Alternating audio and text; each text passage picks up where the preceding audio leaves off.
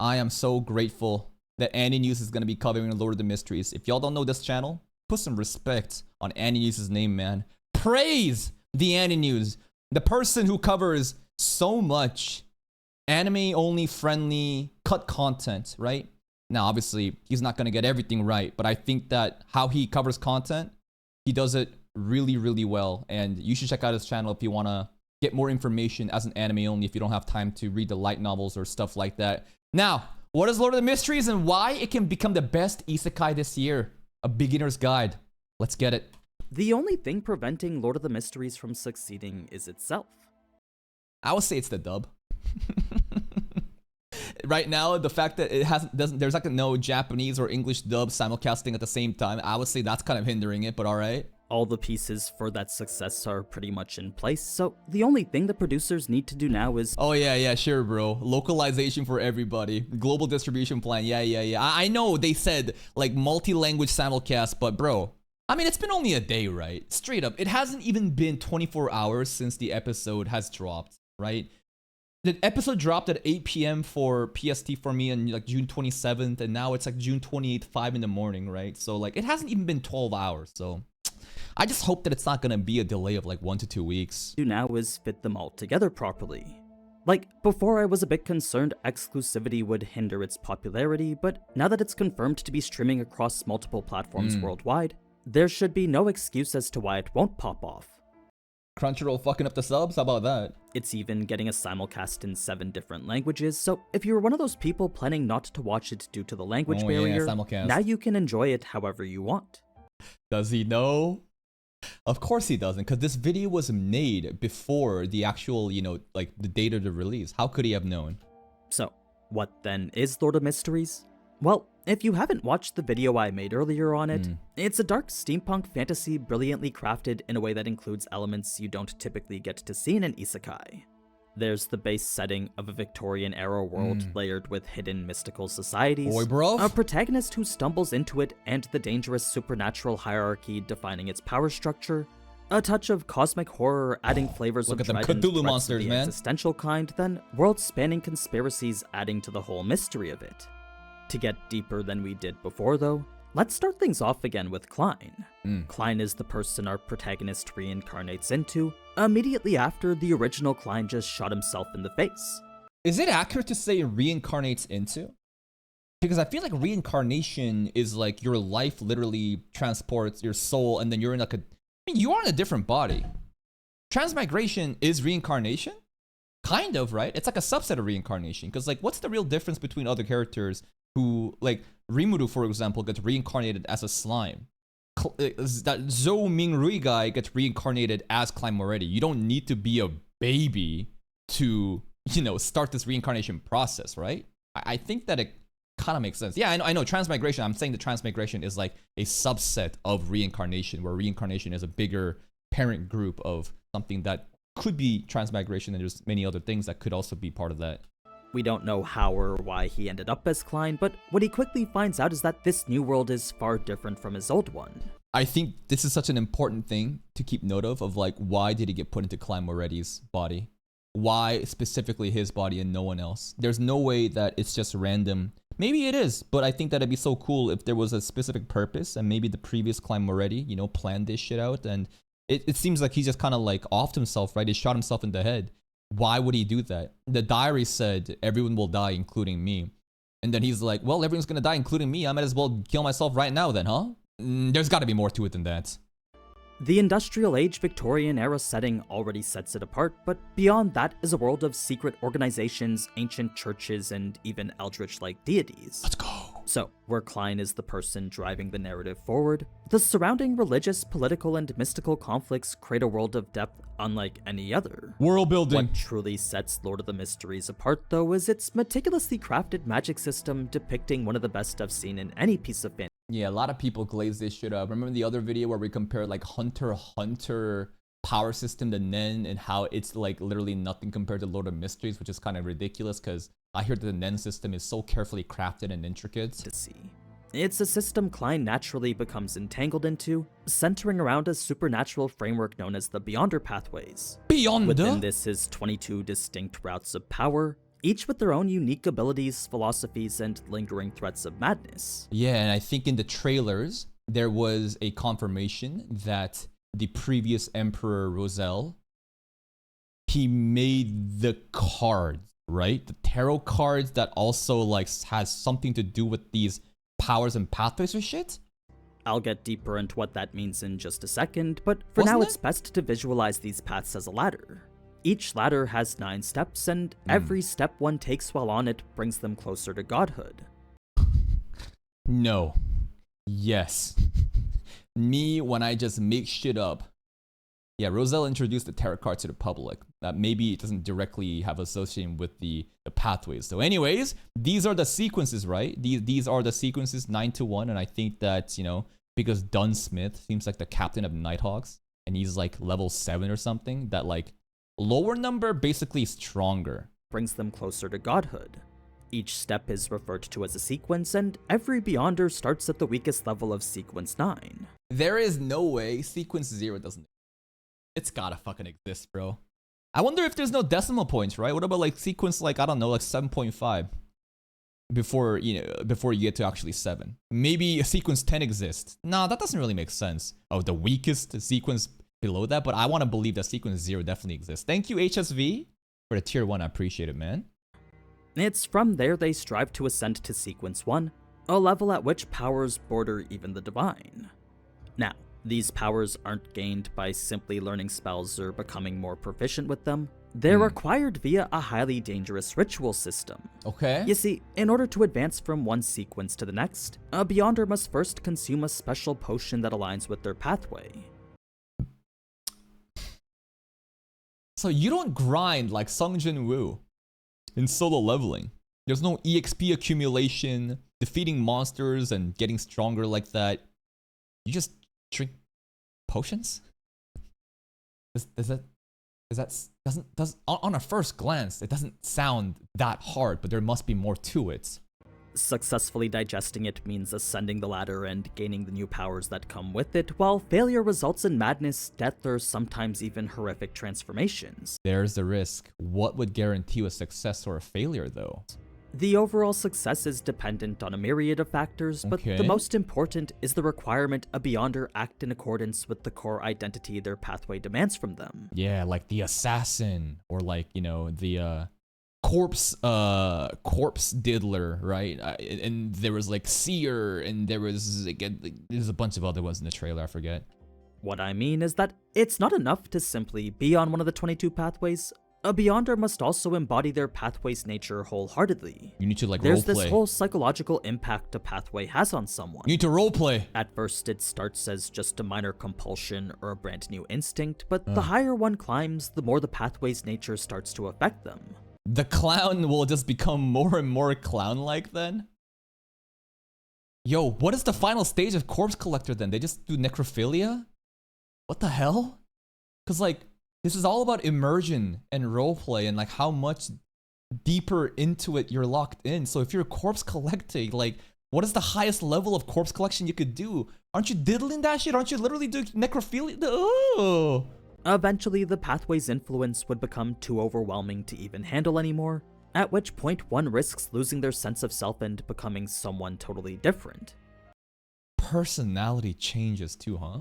Mindset. I wonder what Emperor Roselle was, because that guy was such a giga chat, right? He must be like sequence like 1 or some shit of some cracked pathway. What if his pathway is like king? No, his pathway is emperor.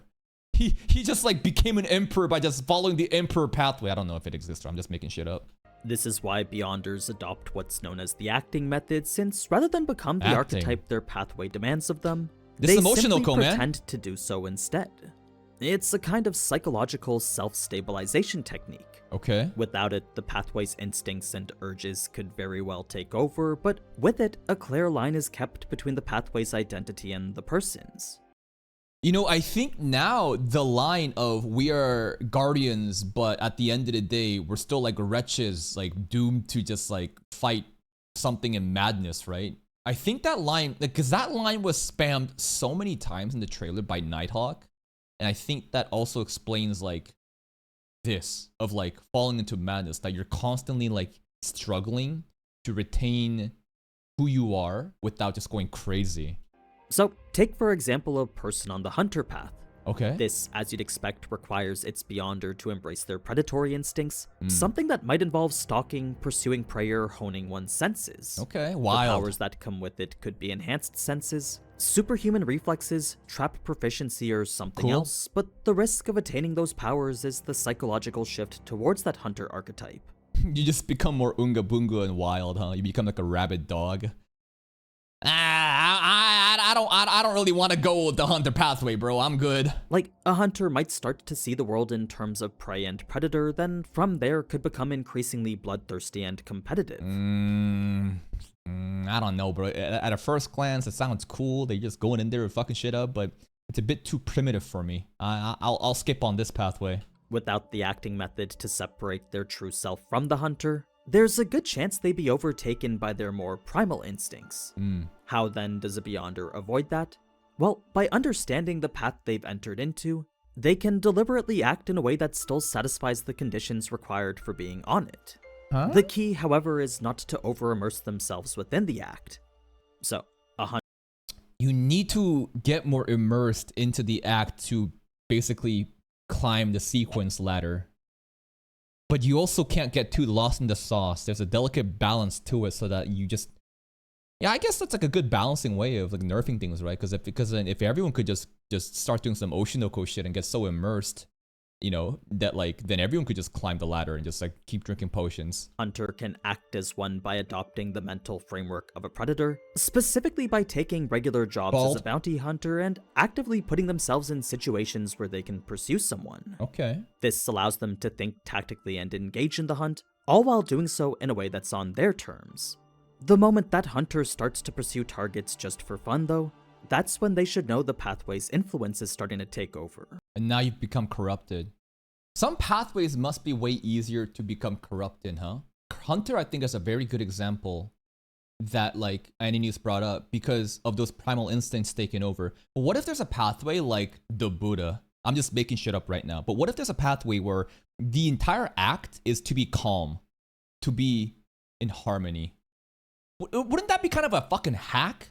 Because how could you possibly go crazy? Because you are trying to approach enlightenment and Zen mindset and stoicism, right? If there is something more akin to that, then suddenly you wouldn't really go that mad, right?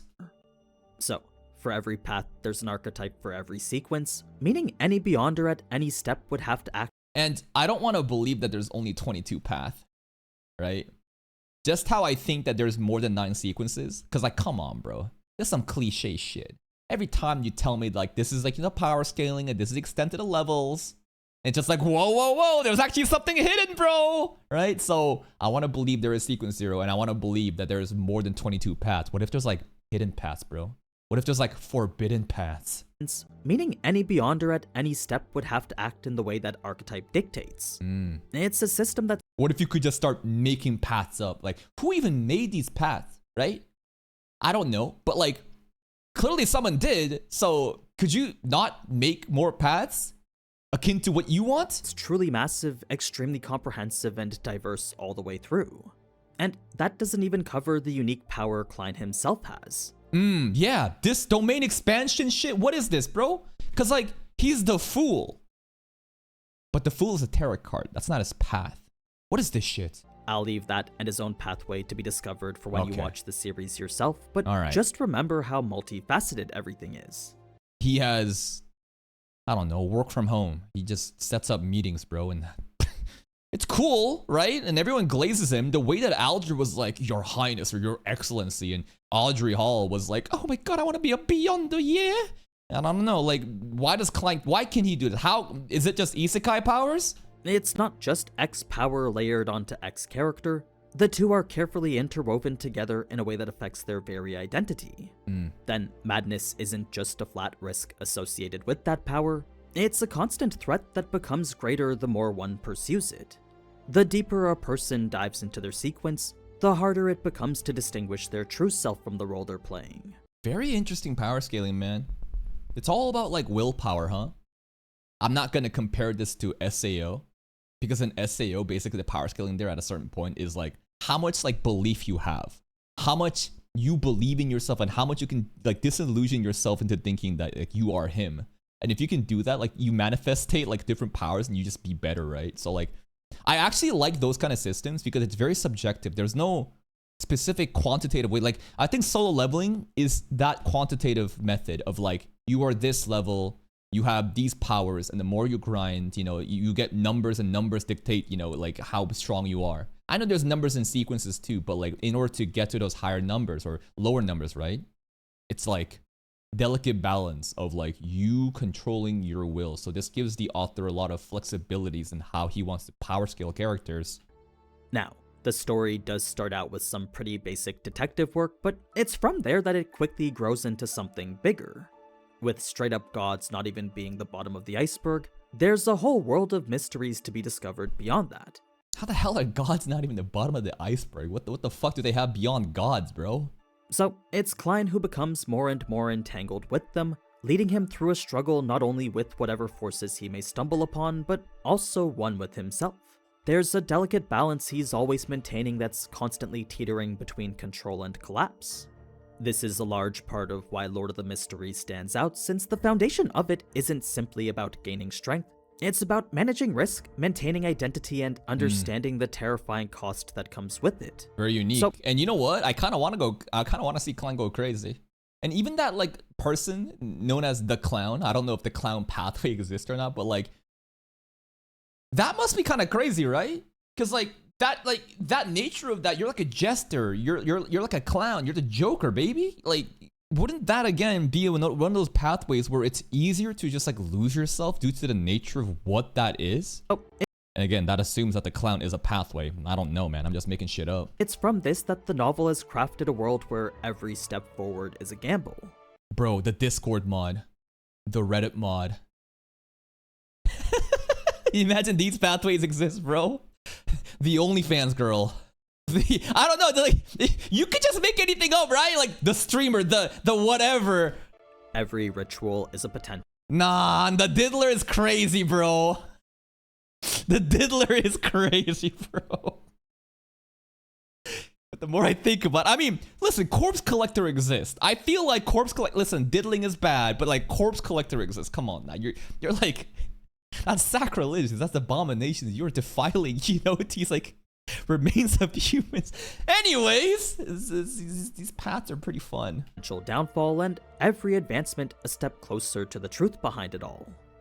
Now, why do I think Lord of the Mysteries can become the best anime this year? Well, aside from its in-depth magic system, masterful blending of genres, and complex world building, Billy's backing, or Tencent's backing, the immense resources that seems to just exist from China, the marketing for it has showcased a level of animation we rarely get to see in anime.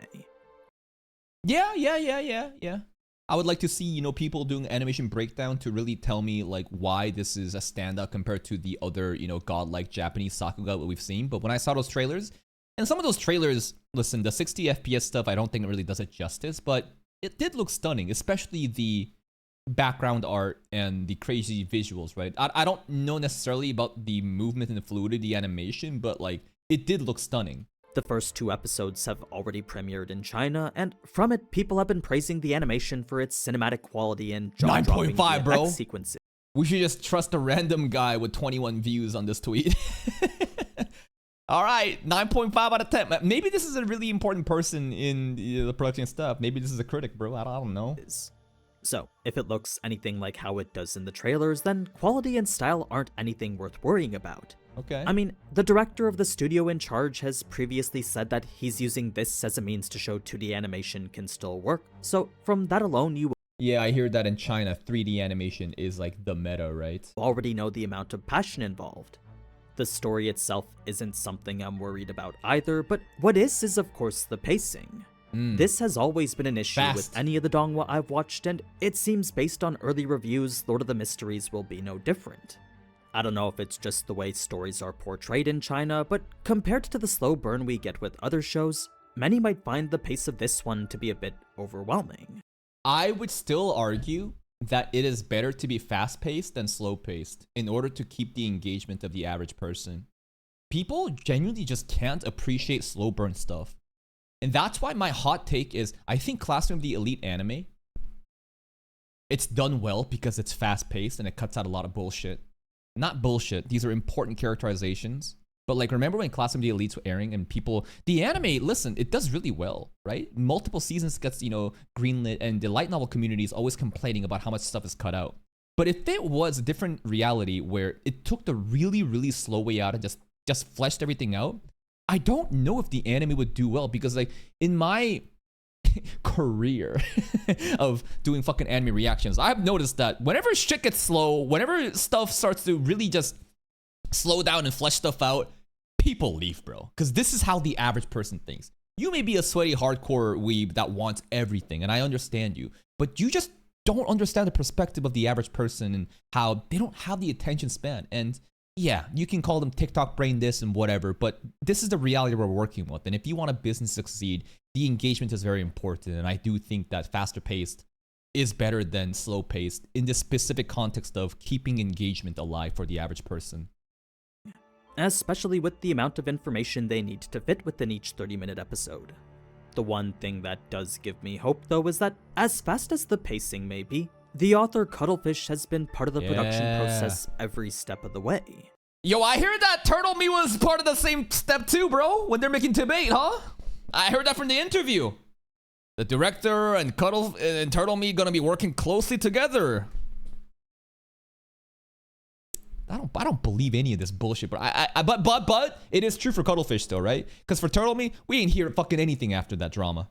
Cuttlefish though, he has been giving feedback, criticized, about what's going on, and has confirmed that, damn, season 1, bro, this is what I envision. We fucking run it down mid for season 2. Let's go. So, while he certainly understands the difficulty that comes with adapting a story like this, he of all people would know exactly what the viewer needs to see in order to understand his story best. Let's go. That's why I'm not overly concerned with the pacing. I'm sure it might be a bit jarring at first, but over time I'm hoping it can immerse me the same way all the other anime I watch does. Plus, if there's anything you don't understand, just hop over here after the episode and I'll have a video most likely explaining everything. Cut content, baby! But anyway, with an amazing story, a massive pre-existing audience, a global distribution plan, localization for every localization. Again, as much as we're memeing right now in the time of recording where it hasn't even been 12 hours since the release of the first episode, who knows? Maybe my YouTube video goes out and people are calling me fucking stupid because the localization stuff came out. We'll just have to wait and see. Everyone, stellar animation, author supervision, the backing of Tencent, and multiple seasons already in the works. Ooh, season 3? Already being planned? I thought we were doing season 2 stuff. Okay. There's no reason for Lord of the Mysteries not to become one of the most popular anime. I truly hope it manages to pop off, since the success of a competitor like this might fuel higher quality anime in the future. Yes. But it is kind of interesting because it not only needs to pop up internationally, the more important thing is it needs to pop off in Japan domestically, right? Because listen, competition in capitalism is very good for the consumer. It creates an incentive for other people to try harder. But in the context of animation and what would compel Japanese producers to make better anime, they care about local domestic, engagement, right? They don't care about the internationals as much. So I hope that domestically it is able to do really well. In any case, if you're a fan of isekai, complex power systems, well-written narratives, or just good shows in general, I highly recommend checking out at least episode 1 of this. Even if you just watch shows for the Sakuga, this is sure to have plenty of it. Let's go. So, when episode 1 airs on June 28th, be sure to come back here and let me know episode 1 and 2. I'll have the first cut content video out on July 3rd, after which will be more weekly videos for each episode after. Alright. If you're still on the fence though, let us know down in the comments, and I'm sure one of the many Lord of the Mysteries fans can help persuade you otherwise. Or just fucking spoil you. Thank you, Annie News, as always, for the content that just keeps giving, bro. I truly do appreciate this channel. He has been literally one of the channels that we've been farming for 4 years now, and it's just so good to just, give extra background knowledge, even if it's not comprehensive in the way that you want it to be. I think that the way that he covers it is very nice for the anime onlys. Here is the link of the video. Bang, bang, bang. Go give it a like. Check out his channel for more content like this, and I'll see you guys next time. Bye-bye.